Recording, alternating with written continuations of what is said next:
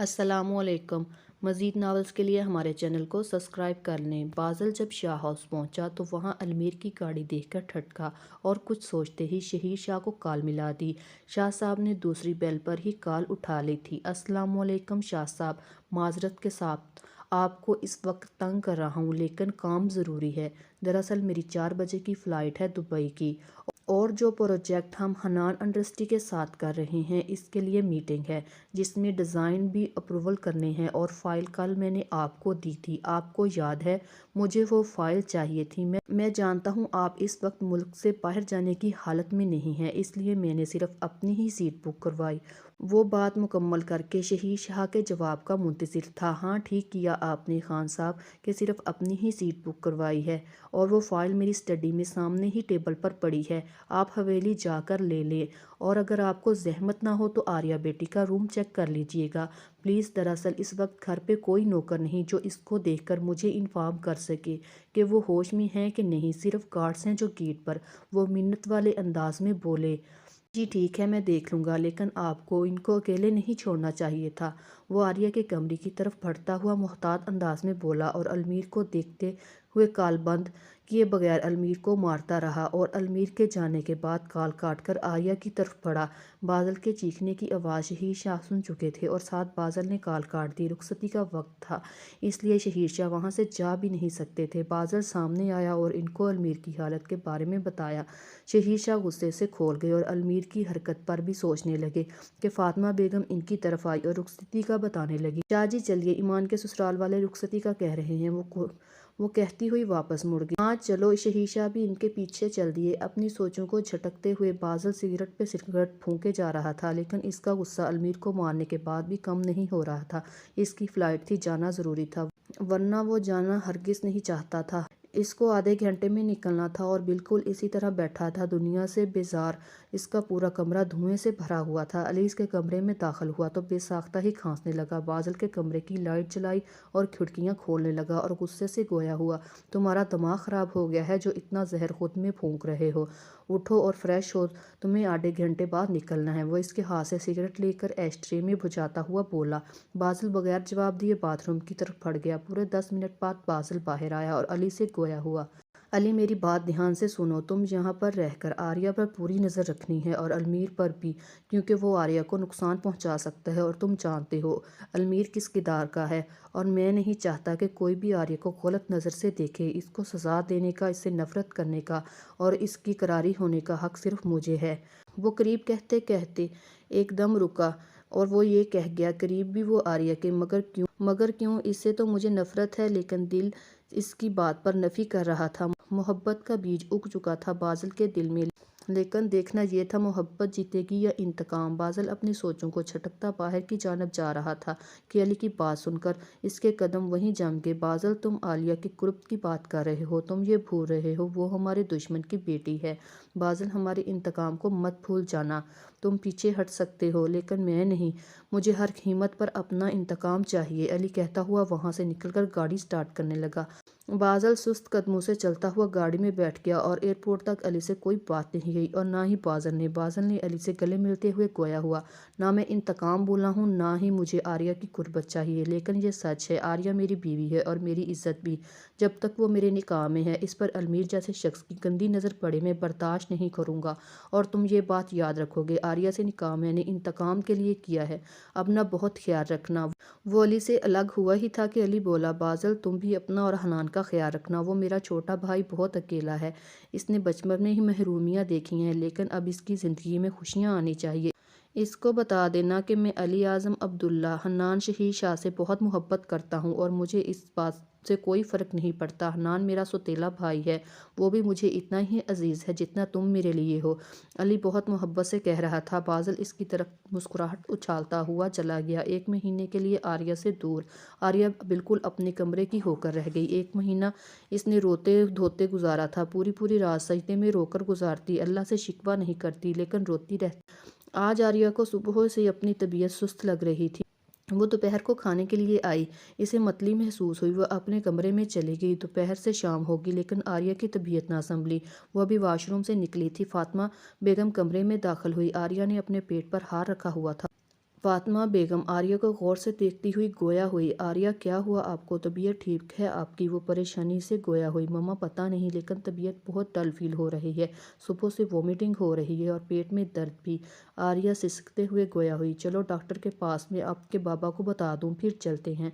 फातिमा बेगम शहीद शाह को बताकर आर्या को लेकर डॉक्टर के पास आ गई। मुबारक हो, आपकी बेटी माँ बनने वाली है। और ये खबर नहीं वो बम था जो फातिमा बेगम के सर पर फूटा था। और आर्या तो सकते की कैफियत में आ गई। इसे समझ नहीं आ रहा था अपनी रब की निमत पर खुश हो या आने वाले तूफान पर आंसू बहाए।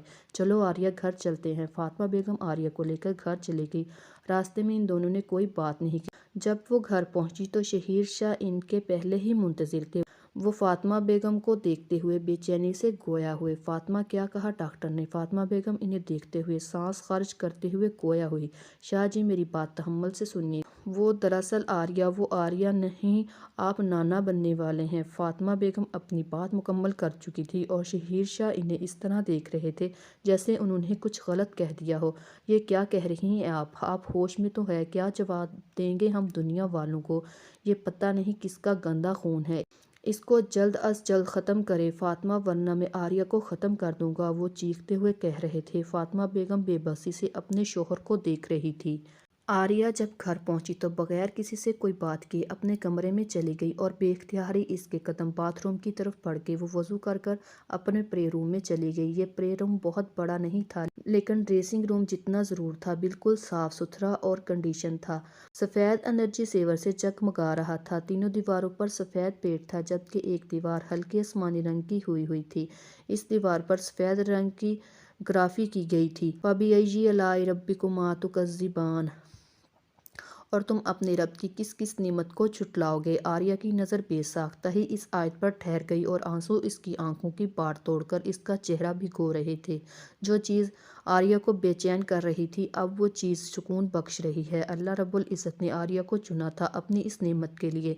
वो रोती हुई जाए नमाज पर खड़ी होगी। नीयत बांधने से सजदे तक इसकी आंखें यूं ही बरसती रही। आर्या के सजदे तवील होते जा रहे थे और रोते रोते हिचकी बन गई। वो दुआ के लिए हाथ बुलंद करती हुई रोते हुए बेकरारी से अपने रब को अपने दिल का हाल बता रही थी। अल्लाह पाक, मैं बहुत गुनाहगार हूँ, एक आम सी औरत जो आपकी मसलतों को नहीं समझ सकती। मेरे साथ जो भी हुआ मैंने कभी शिकवा नहीं किया, आगे भी नहीं करूँगी, क्योंकि मुझे पता है आपसे ज़्यादा मुझसे कोई मोहब्बत नहीं करता और ना ही कर सकता है। आप जो भी करेंगे इसमें मेरी बेहतरी होगी। अल्लाह, मैं जितना शुक्र करूं इतना कम है। आपने मुझे इस नेमत के काबिल समझा। मेरा निकाह इससे जैसे भी हुआ, मैं इस रिश्ते को दिल से मानती हूँ। अल्लाह, मेरे लिए आसानियाँ पैदा कर। वो मुंह पर हाथ फेरती जाए नमाज से उठ खड़ी हुई और वो प्रे रूम से बाहर आई तो इसे सामने फातिमा बेगम बैठी हुई आर्या का इंतज़ार कर रही थी। आर्या इनके पास आकर बैठ गई। फातिमा बेगम इसके माथे पर बोसा देते हुए गोया हुई। आर्या, मेरी जान, आपने क्या सोचा है? आपको इस शख्स के बारे में कुछ नहीं पता। ऐसे में ये खबर आपके किरदार की धज्जियां उड़ा देगी। आप समझ रही हो ना मैं क्या कहना चाह रही हूँ? वो समझाने वाले अंदाज में बोल रही थी। मैं बिल्कुल समझ रही हूँ मम्मा, आप जो कहना चाह रही हैं। मैंने कोई गुनाह नहीं किया और ना ही मैं इस बच्चे से जान छुड़ाऊंगी, समझी आप? और ये बात बाबा जान को भी समझा दें। मुझे मालूम है बाबा जान ने आपको यहाँ भेजा है मुझे मनाने के लिए, लेकिन मैं इनकी बात नहीं मान सकती। इस बच्चे की जान नहीं लूंगी। वो अटल लहजे में बोलती हुई टेरेस में चली गई, जिसका साफ मतलब था फातिमा बेगम तशरीफ़ ले जा सकती है। फातिमा बेगम परेशानी से टेरेस के दरवाजे को देख रही थी, जिसके पीछे आर्या गुम हो गई थी। वो फिर उठकर वहां से चली गई। बादल को वापस आए हुए 3 दिन हुए थे, लेकिन इसको शाह हाउस जाने का मौका नहीं मिल रहा था। आज जब इसे शाह हाउस इससे इसकी वफादार खात्मा का फ़ोन आया तो वो चौंक गया। वो मुलाजमा तभी फ़ोन किया करती थी जब कोई बहुत ज़्यादा अहम बात हो, और वो मुलाजमा बादल और आर्या के निकाह के बारे में जानती थी। बादल ने दूसरी बेल पर ही फ़ोन उठा लिया। हाँ नुसरत, बोलो। वो जल्दी से बोला। वो खान साहब, वो शाह जी ने आर्या बीबी को नाश्ते में कुछ मिला दिया था जी। आर्या बीबी की तबीयत ख़राब हो गई थी, फातिमा बेगम इन्हें हॉस्पिटल ले गई हैं जी। और फातिमा बेगम शाह जी को कह रही थी कि अगर आर्या बीबी या इनके बच्चे को कुछ हुआ तो वो शाह जी को माफ़ नहीं करेंगी। وہ رازدانہ انداز میں کہہ رہی تھی، اور بازل تو ایسے ہو گیا جیسے کاٹو تو بدن میں لہو نہیں۔ اس کے دماغ میں صرف ایک بات گونج رہی تھی، آریہ اور اس کا بچہ۔ اگر ان دونوں کو کچھ ہو گیا تو وہ گاڑی کی چابیاں اٹھاتا شاہ ہاؤس کی جانب چل دیا۔ شاہ جی، آریہ نہیں مان رہی، 3 دن سے کوشش کر رہی ہوں پر وہ اپنی بات پر قائم ہے۔ فاطمہ بیگم شہیر شاہ کو سمجھاتے ہوئے گویا ہوئی۔ وہ شہیر شاہ اور آریہ دونوں کو سمجھا رہی تھی، لیکن دونوں ہی اپنی بات سے پیچھے نہیں ہٹ رہے تھے۔ تم رہنے دو اس معاملے کو، ہم خود دیکھ لیں گے۔ آریہ کو یہاں بھیج دو اور تم جاؤ، وہ درشی سے کہہ رہے تھے، اور فاطمہ بیگم اس بات میں سر ہلاتی وہاں سے چلے گئی۔ آریہ جب کمرے میں داخل ہوئی تو شہیر شاہ ناشتہ کرنے لگے تھے۔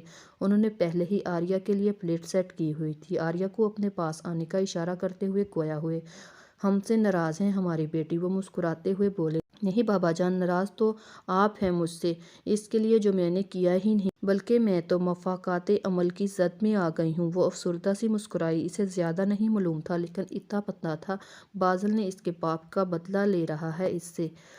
پرانی باتوں کو چھوڑو اور اپنے بابا کے ساتھ ناشتہ کرو۔ ان کی مسکراہٹ میں کچھ تھا جسے آریہ نوٹس نہیں کر رہی تھی، اور کرتی بھی کیسے؟ وہ پچھلا 1 مہینہ باپ کی محبت اور شفقت کے لیے ترستی آ رہی تھی۔ آج اسے وہ محبت اور شفقت نصیب ہو رہی تھی۔ وہ سب کچھ بھول کر اپنے باپ کے ساتھ ناشتہ کر رہی تھی۔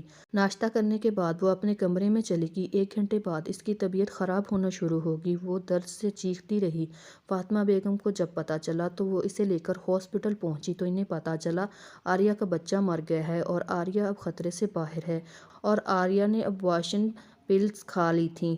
آریہ کو 4 گھنٹے بعد وہ ہاسپٹل سے گھر لائی۔ آریہ نے ایک آنسو بھی نہیں بہایا، لیکن اپنی طرف بڑھتے ہوئے شہیر شاہ کو دیکھ کر وہ آپے سے باہر ہو گئی، اور ذہنی انداز میں شہیر شاہ پر چیخ رہی تھی، بابا آپ نے مجھے دھوکہ دیا، آپ نے میرے بچے کی جان لی، آپ قاتل ہیں میری اولاد کے، آپ کو ڈر نہیں لگا اس کا قتل کرتے ہوئے؟ کبھی سوچا ہے آپ نے کہ کیا جواب دیں گے اللہ کو ایک انسانی جان کا قتل کرنے کا؟ مجھے گھن آ رہی ہے خود سے۔ آپ میرے بابا ہیں اور میں آپ کے جسم کا حصہ ہوں۔ کاش مجھے پتا ہوتا کہ آپ اتنا گر جائیں گے تو میں کبھی آپ کے فریب میں نہ آتی، کبھی آپ کو معاف نہیں کروں گی۔ اسی لمحے بازل بھی اندر آیا۔ وہ آریہ کی گفتگو سن چکا تھا۔